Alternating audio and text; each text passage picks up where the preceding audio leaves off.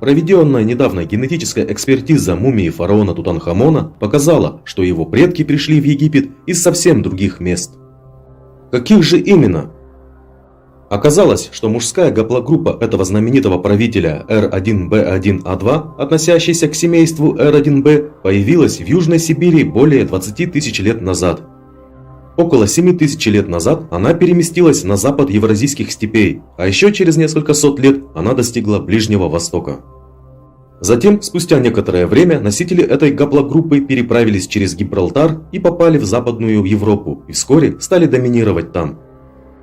А часть мигрантов из Евразийской степи оказалась в Египте, покорив местные народы и утвердившись в качестве правящего класса.